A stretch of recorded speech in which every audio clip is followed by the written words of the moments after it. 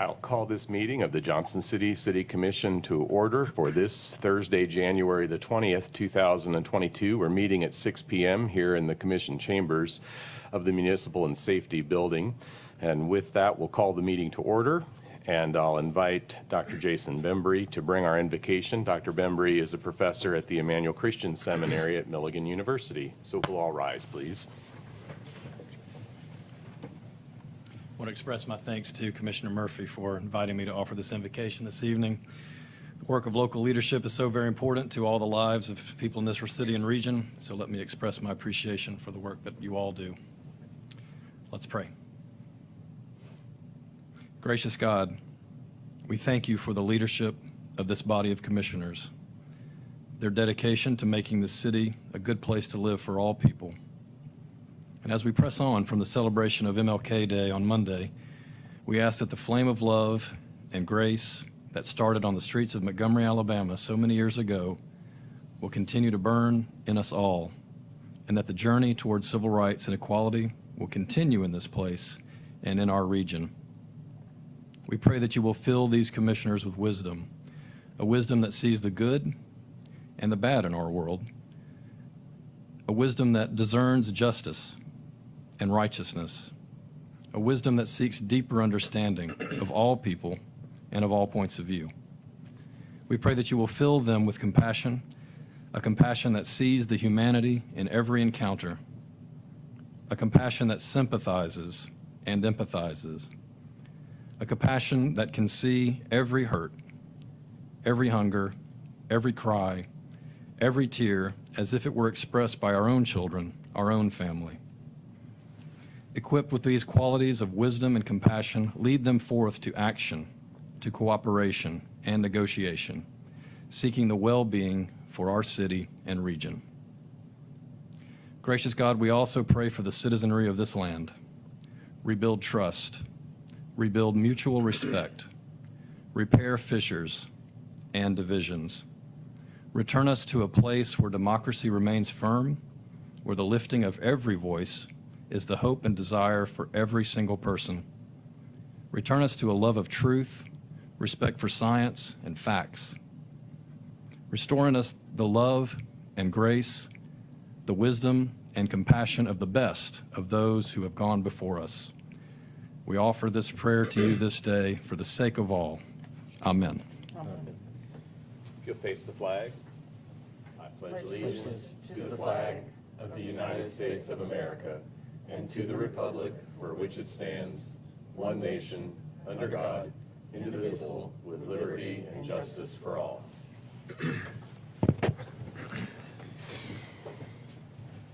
First item on our agenda is to consider approval of the minutes of our regularly scheduled commission meeting that was held Thursday, January 6th. Does the commission have any modification, or are you prepared to take action on approval? I'll move for approval. We have a motion from Commissioner Brock. Is there a second from Commissioner Murphy? If there's not objection, we'll call the roll. Commissioner Brock? Yes. Commissioner Hunter? Yes. Commissioner Murphy? Yes. Vice Mayor Fowler? Abstain. Mayor Wise? Yes. The next item, we have proclamations, and our first is a presentation of a proclamation recognizing Taylor Hubbard as the 2022 Miss Johnson City. So I'll invite you to come on forward if you would, please. Come on through.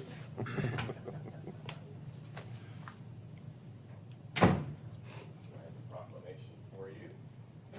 Whereas Johnson City, oops, that's right, I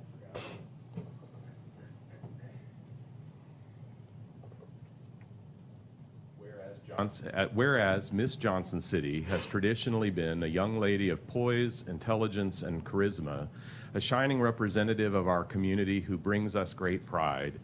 And whereas this year's winner, Taylor Hubbard, is no different, having achieved great academic goals and currently teaching as an adjunct professor at East Tennessee State University. Whereas Taylor's platform of Read to Lead, improving the literacy of our youth, is an important social impact initiative for combating Tennessee's 13% illiteracy rate. And whereas Taylor is already serving her community through efforts to share the importance of literacy and boost early literacy by making books available to children so they can flourish in education and accomplish their goals. Now, therefore, I, Joseph C. Wise, the mayor of Johnson City, do hereby congratulate the 2022 Miss Johnson City Taylor Hubbard and reconfirm the 1981 Johnson City Board of Commissioners unanimous action designating Miss Johnson City as the official hostess for the city of Johnson City. So I present you that with our congratulations. And I'll invite any remarks you'd like to share. Of course. So I'm very excited to be Miss Johnson City because I've grown up in Washington County all my life. I've gone to school in Johnson City all of my life, and I currently work in Johnson City.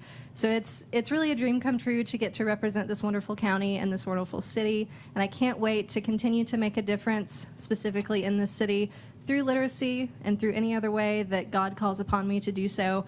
I'm very excited to get to work with my team as well, Brandy, the wonderful board, all of you all standing behind me and next to me, and it's just a really exciting time to look forward to. Thank you. We'll invite the Miss Johnson City team. Oh, I'm sorry, we're getting instructions. So do we want to have the Thank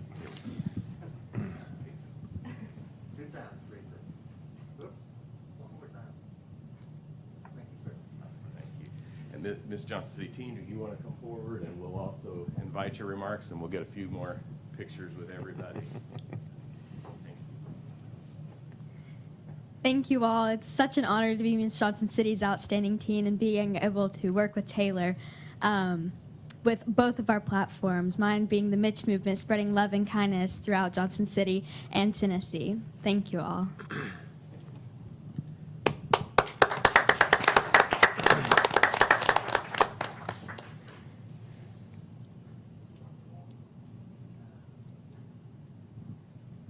Thank you. Thank you all. Thank you.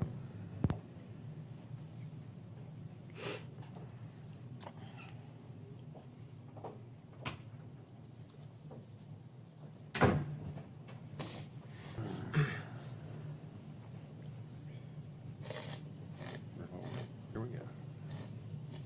Commission, our next order of business is a presentation from the Remote Work Campaign Quarterly Update by the Northeast Tennessee Tourism Association. Thank you for being here.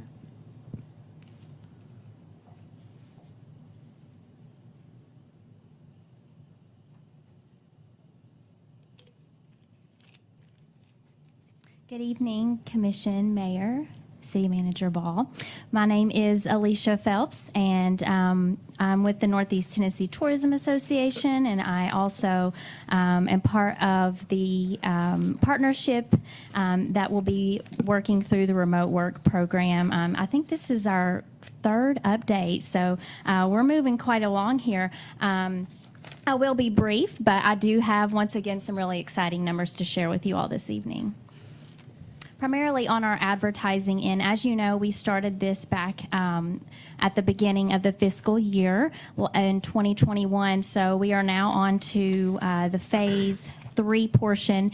We advertised beginning October the 1st, and we ran 2 weeks on, 2 weeks off through October 1st through November 14th. You can see there our reach was actually up from 533,000 to 811,000. So we were really excited about that. And then our click rate, which meant that they were clicking on the ads and going straight to our website, brought us from 4,100 to 7,700. Who were we advertising to? Dallas, Nashville, and Chicago. We've identified those as our markets. And you'll note that Nashville was one that we originally were not going after, but we saw with some analytics in our first 2 phases that they were an emerging market, and they quickly came up to be our number 1 market this time. Number 2 was Chicago, and Dallas was number 3. Throughout this campaign, we had some additional markets pop up for us. Atlanta was one. That is no shock because they're a good market for the tourism base that we advertise through. Franklin, Tennessee is also one that's new for us. We typically see Nashville, but Franklin right outside obviously is a good market for us. Paducah, Kentucky. That's a wild card. I'm not really sure where they came from, but we'll take them for sure. And then Memphis. So we're clearly stretching all the way across the state of Tennessee. I think a lot of that probably comes from this Tennessee being ranked as one of the top move to states. And then a lot of press from Tennessee Tourism was one for say that has helped with interest, specifically probably with Franklin and Memphis as well. So one thing to note that on our advertising, this was the first time that we had started to do streaming TV. We were really excited to get into that, and it was our top performer. This time we had, of that 811,000 rate impression, we had 321,000 of those were from the streaming TV services, and 98% of those folks watched the entire ad. So, you know, when you have an ad pop up and you can't wait to click skip ad, 98% of the people watched the whole thing. So that is absolutely phenomenal that we saw that. And then our next performing market was LinkedIn that we added. So that was really exciting. If you're curious as to where we appeared on streaming TV, we were mostly on Roku devices, ESPN, Fox, and Investigation Discovery were top ones for us. So we can learn a little bit more about who's seeing our ads that way. Coming up in phase 3, we will do that in the spring. Most likely we'll start doing that in early March, or late March, early April through May or June. That's typically when we see a little uptick for tourism as well. And then, you know, why were we not advertising in late November, December, and January? Typically, it's hard to compete with the Christmas market. Folks are preoccupied and not really looking at where to move at that time. So again, we'll move at 2 weeks on, 2 weeks off at this time. The potential reach could be 1.2 million. We really liked how we performed this past phase 3. So other than maybe looking at some additional markets, we're looking pretty good with those outlets that we see. So a little bit more about our applicants. Right now we have about 145 that have applied. I will say in the month of January we are not currently advertising. However, we have seen I think 7 to 10 applicants already in January, which is great.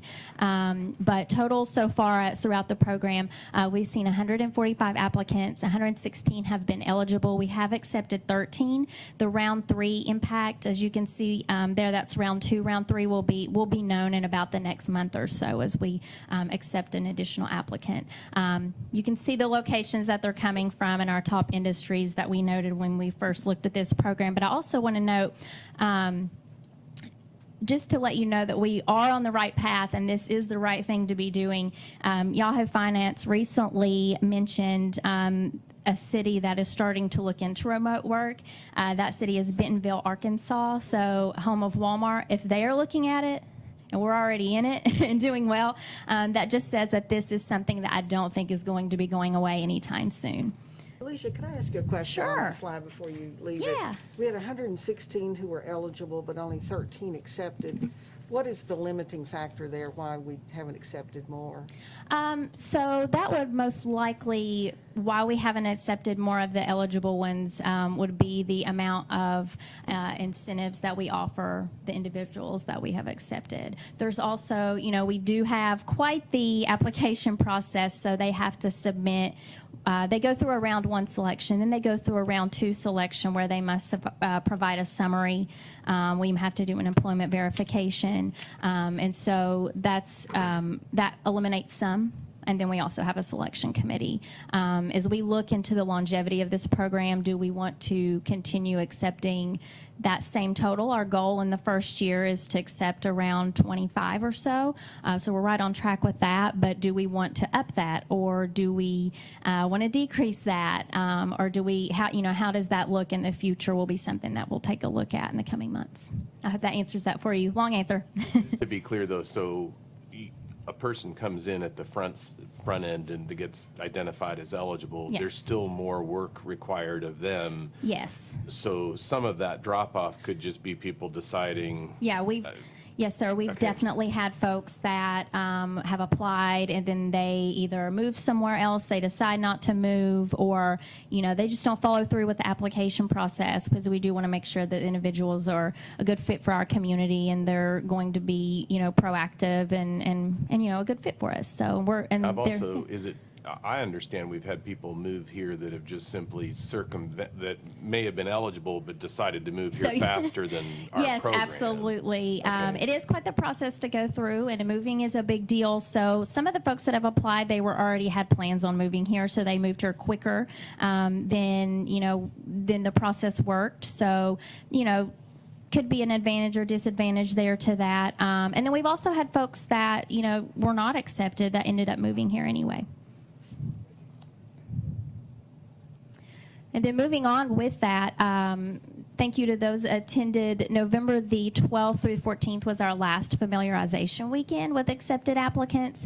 And that was such a fun event. One fun, neat story, we had a girl that had been accepted, and her family, they were from Dallas. They had never been to Tennessee before. And she got accepted into the program, and they showed up that night and loved it. But, she'd never even been here before. They drove from Dallas with their family in. So that was great to see. That just shows the program is working.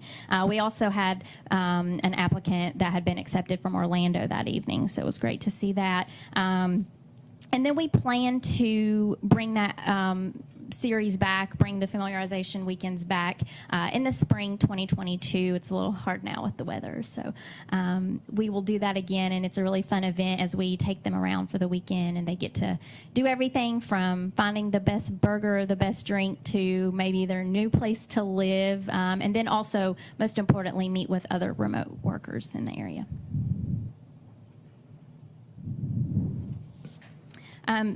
Finally, as we kind of look, we spoke briefly about this just now on the longevity of the program as we come to almost the end of our first year through it in this final quarter.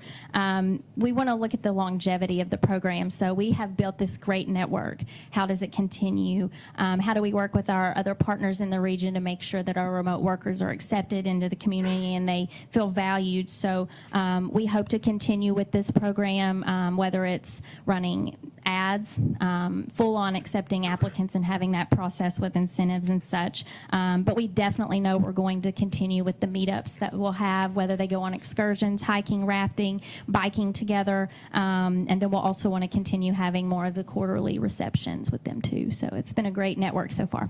Any questions? Yes. Alicia, thank you Yes. for this great presentation. Just going back to something Commissioner brought to our attention was the amount of applicants, which you have listed 145, but 116 eligible, and then 13 being accepted. And then Mayor Wise mentioned that some of these applicants could have circumvented this process. And then you mentioned some of the reason why some of the applicants may have fallen off because of the process. And I know there are things they have to complete in order for the process to work. The question I want to get to is there anything on your end that you can improve on to expedite that Yeah. process so that Absolutely. people are not prone Yeah, to they're not circumvent waiting. the process? Yeah, absolutely. I would definitely agree. I think one thing that we can speed up on our end is the selection committee process. That does take a bit of time because you've got different individuals throughout the community, different schedules, and they meet once to do phase one of the acceptance process. They meet again to phase two. So that's something we could speed up and maybe go ahead and set some dates for them to meet, hard deadlines for them, maybe each quarter, so that there isn't a little bit more of a lag time and when folks find out, because I definitely could be a little frustrated too, like, am I accepted or not, or that could be something that we could work on. Absolutely. Thank you. To one other question, I know part of the eligibility is they have to be earning a minimum amount Yes. of salary, which is pretty significant. I went to the reception, and some of the folks I talked to, there was one person who had accepted who's here, works for NASA, another for Capital One. So we're getting some real quality candidates here. Is there an average salary now that you can refer to of what they're making? Absolutely. I could definitely say that these folks are making well above $100,000. The average applicant that we accept is. And one couple I talked to, their daughter was also a recipient, so the whole family kind of moved here. Yes. And they were all talking about other people they were talking to That's say, been, yeah. come on down. That's been the beauty of the program, and with the receptions, we see that, oh, so-and-so knows so-and-so, and they told their friend, and even in the application process, in their essay, they'll make note of that. Hopefully, I think they're thinking that will help them in the process, but definitely the salary range has been something that we've taken note of, because we also want to make sure we're accepting folks at all income levels for this, too. Thank you. One more question. Alicia, what is the goal of accepted applicants at the end of this campaign? I don't recall that, but could you? Sure. Ultimately, Share that. an accepted applicant would result in an ROI of the program, which would be the investment. But we are bringing, diverse individuals into the community that will be active members of the community, because we do require them to attend meetings and things like that when they do get here. It also helps with population growth and, business entrepreneurship. A lot of them, their partner owns a business or is looking at starting a business as well. Are we helping them find housing? That was one of the other things that came up, that one that was moving from Florida couldn't find. Absolutely. Surprisingly, something must have happened in December, because a lot of them turned in their, either it's their lease or their contract on their home. I think we had 6 of them out of the 13 do that. So that was a good sign. We are definitely lenient on the time frame of acceptance versus when they actually move here. But it works out fantastic, because Sabrina Morton, who is in our office, is also a realtor, so she helps them as best as she can find housing and connect them where they need to go as well. But I can say that majority of them have moved in the city limits of Johnson City as well. Thank you. Thank you all Appreciate so it. much. Appreciate it. Thank you. Commission, your next order of business is appointment of boards and commissions. Just a process question, Ms. Jennings or Ms. Ball, do we need to go through one by one, or how best? So the commission met in a workshop last week and identified across about, I think, 10 different boards and commissions, some of which have specialized requirements for appointment, a slate of applicants. Can we approve that document in one motion in a second? Okay, so perhaps, I don't know, does everybody have a copy of this? Can I make a motion that we accept the slate of appointments that we made, that we discussed earlier? You can if you'll read the list to Read us. All right, I will begin. For Board of Building Codes, there were 3 appointments. Jacob Greed as the engineer, Kelly Ritzko as gas and mechanical, and Jeff Tucker as electrical. For Board of Zoning Appeals, George Cross. Civil Service Commission, Robert Mitchell. Golf Advisory Board, Jackie Kirky. Historic Zoning Commission, Wesley Forsyth. Regional Planning Commission, Jenny Lockmiller. Public Art Committee, Alec Castro and Jocelyn Matthews. Senior Center Foundation Board, Barbara Block, Courtney Burleson, Frank Calderala, Rebecca Hennessy, Rebecca Osborne, Alice Sperling, and Melissa Webb. For Senior Services Advisory Council, Nida Bays, Neil Bowes, Carol Burks, Maureen Fetters, Paul McCabe, Vito Razminas, and Ian Wilson. And for Washington County Board of Equalization, Eugene Jackson and Richard Dick Manahan. Thank you, sir. That's a motion to make those appointments. Is there a second? Make a second. We have a second from Commissioner That Hunter. was so much easier. I would agree. And so we have a motion, and a second. I want to take this opportunity to acknowledge the people that have applied for appointment to boards and commissions. This is always a challenging exercise, because we as a community have a very fortunate circumstance on our hand, that we have more applicants, we have more people willing and qualified to serve than there are sometimes spots to appoint at any given moment.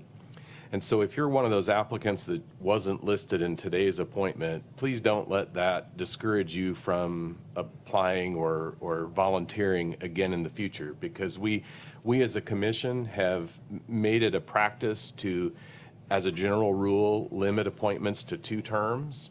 And so there is built into this process a natural turnover that creates vacancies. And so I just want to acknowledge both those that we're appointing, but also those that we have not yet appointed, but want to encourage you to continue to engage in your community. I also want to acknowledge those folks who came out to the event last fall that was intended for those interested to meet others who were serving in the departments they would work with. I think this process over the last year or two has been refined in a way that I think is helpful to interested participants, but also helpful to the commission to better know who we're being asked to appoint. So we have a motion, a second. Are there other comments or anyone wishing to discuss it further?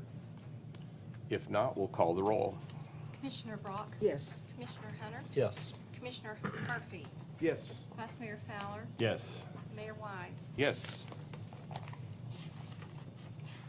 Mayor, I think you also have the business of appointing someone to the airport board. While I understand that this has been the city manager, I think our previous city manager has graciously offered to continue to serve this community.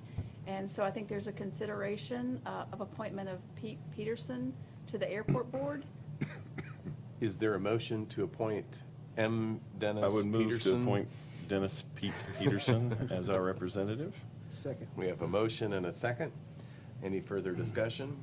How long are the appointments for the airport board? I also think it's really great for our new city manager to really be with the hub of folks that are going on there. I think it's like the Supreme Court, it's for life. Well, Pretty sure. plus, we really haven't seen that development take place out there, so. There is a separate group, I think, that our city manager is in for that development. So she is going to be meeting with them. Yeah, so I represent the city on the aerospace park Okay. task force that includes the mayors and the city managers of the Good. 5 communities that participate. We had a meeting this morning. It was a great opportunity to meet folks and had a lot of great discussion about moving that project forward. Well, good. Then that takes care of both. So we have a I motion was to worried appoint about. Mr. Peterson. If there's not further discussion, we'll call the roll on that. Commissioner Brock? Yes. Commissioner Hunter? Yes. Commissioner Murphy? Yes. Vice Mayor Fowler? Yes. Mayor Wise? Yes. The next order of business, Commission, is the consent agenda. I'm going to ask you if anyone wants to pull anything from the consent agenda, but I'm also recognizing there's only 2 items, so it pretty much means we're going to pull everything. So Commissioner Murphy, do you have anything you wish to pull from the consent agenda? No, sir. Vice Mayor? No. Commissioner Hunter? No. Commissioner Brock? No. All right, so we have 2 items on consent. Is there a motion? Move for approval. I have a motion. Is there a second? Second. Motion and a second. If there's not objection, we'll call the roll on the consent agenda. Commissioner Brock? Yes. Commissioner Hunter? Yeah. Yes. Commissioner Murphy? Yes. Vice Mayor Fowler? Yes. Mayor Wise? Yes. Commission, your next order of business is the 3rd reading of an ordinance to assign zoning of R2C, low-density residential district, to an approximately 40-acre territory along the northwest border of Indian Ridge Road, near its intersection with Hooper Road. Hi, good evening, Commissioners. There have been no updates to this plan. However, I would like to inform you guys, I know that there was some hesitation. There has actually been a preliminary plat submitted as of yesterday morning. I know that there have been issues with the fact that there is not a binding concept plan to this, but we do, however, have an application in our system that will begin the review process, and it does have 125 lots. The average lot size is 8,137 square feet. The smallest lot size is actually 7,007 square feet, and the largest is 13,692 square feet. So I just wanted to share that information with you guys, and I'm here for any questions. Are there questions for Peyton? I'm glad you shared that with us. Thank you.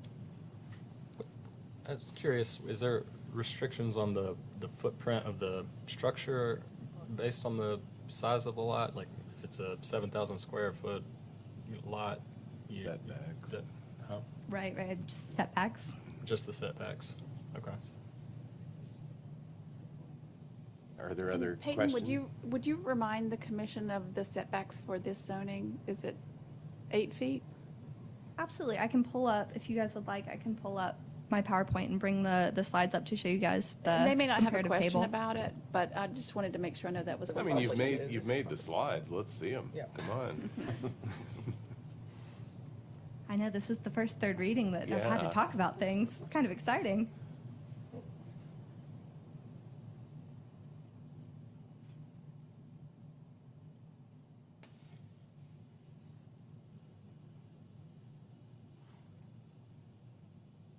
And Commission, while she's pulling that up, I would just point out that some of the similar projects, there have been changes to those codes so that there's more of a setback than some of the projects, very similar, I think, in nature to this one. So, and then now that you have this in front of you guys, I am actually going to read these lot sizes back over just so you can kind of compare this in your head. So like I said, the average lot size was 8,137 square feet. The smallest was 7,000 square feet. The largest was 13,692 square feet. Thank you.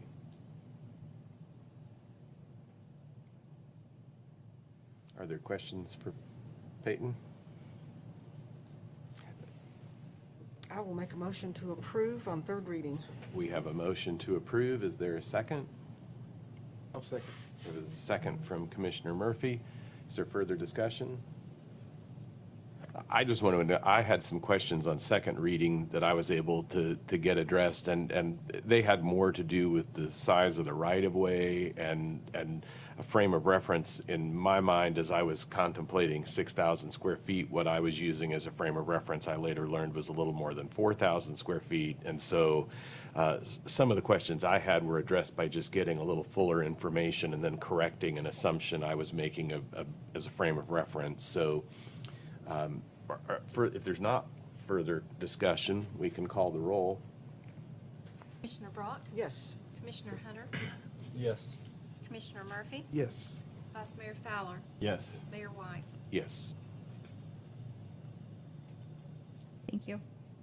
thank you. First for being here today. Thank you. Hope the dentist visit went well. No need to report on it. Thank you. Thank you.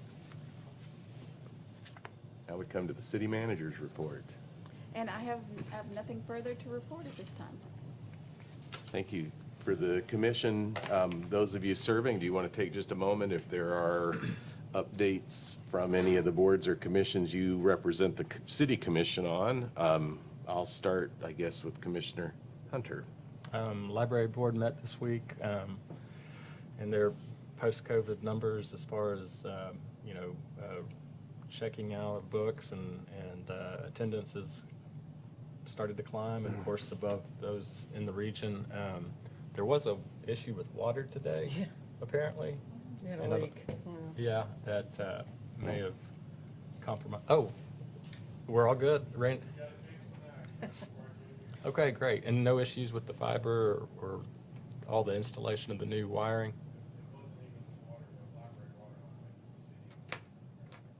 Okay. So we can't send them the bill? They'll be happy to hear that. Thank you. That's all. Commissioner Brock? Yeah, I have three boards that two that I've served on I want to report. One is Bright Ridge, and we had a ceremony this past week to flip the switch on our second solar farm. So we've started generating power. It is designed to produce 9 megawatts, which is a lot. That would light up probably 700 or 800 homes. It's out in the Limestone area. It's a well-installed place that actually the neighbors are very glad because there won't be any neighborhoods there. And the only thing that comes in that they bring in to service the solar farm is sheep. That's the way they mow under the solar arrays. So Bright Ridge has taken a real lead in renewables, and we're very proud of that. The second board I serve on is the animal shelter, and we have really been through it in the month of December. We've had a COVID outbreak and a lot of employees who came down with it. Thank goodness everybody is okay. But we were down about 25% on staffing, but we also had over 300 animals in the shelter at the same time, so they have to be cared for, and everybody pulled a lot of extra duty to make that happen. We also had a small fire in the shelter about 2 weeks ago, but we got that all straightened out thanks to Randy Trivett, who was a great help in doing that. So it's been a real time for the animal shelter, and we just have some of the hardest working employees you can imagine. In the information items in our packet tonight, the construction projects, were very informative. And particularly, I'm looking at Mr. Pinzola there, and if the rest of the commission is in agreement, maybe to have more of a West Walnut Street update, maybe every other month or something, just so there's so much activity going on over there, just for the public, for us, and then for the public as well, would be really, really helpful. With slides. With slides. We want to see the bottom of that, Yeah. that hole over there. And then just the last thing is COVID. This is so transmissible. The hospital will tell you that. Let's all please take care of each other, take care of ourselves. You never know how it's going to affect any individual. When we keep hearing that this is not as severe if you get this Omicron, but you never know how it's going to affect any individual. So best thing to do is try not to get it, get vaccinated, and let's look out after each other. Thank you. Commissioner Murphy? Yes, sir. Serving on the JCDA, not as the commission-appointed seat, but being appointed prior to coming on the commission, I will say that the board of the JCDA is excited about the new hire of Tish Oldham. Chair of our board, Hank Carr, has been doing a phenomenal job. I feel that great things are to come. I believe some good things have happened already, but we're just excited about some good transition that's taking place in the city with leadership in different areas, such as Kathy Ball, our new city manager, who's been here a short time but has been doing a phenomenal job. I believe it's 1 month today, 1 month today. but who's yeah. counting? Yeah, and she has taken time to reach out, to meet with people in our community and build relationships. That's what it's about, and that's what it takes for a good community to thrive, is for a city manager to get involved. And we had that in Pete, but I know we have that in Kathy. So we thank you for your hard work, Kathy. But those are the two things I wanted to report, Mayor-wise, so thank you. Thank you. Vice Mayor? The CVB is thriving in the old train depot, and looking forward to the first floor getting finished and having a nice welcome center for us, and I'm looking forward to seeing that too. I happen to be in the model mill today for other business, and the Chamber of Commerce is moving into their new digs. Started yesterday and today, and I went for a quick little tour of the place, and it's going to be very nice. And they said that we will be getting an invitation to their grand opening sometime in the near future. So both of those things are going to be important to the city, especially where they are, and more easy to access, and more proud of where they're going to be now doing their jobs. So looking forward to that. Thank you.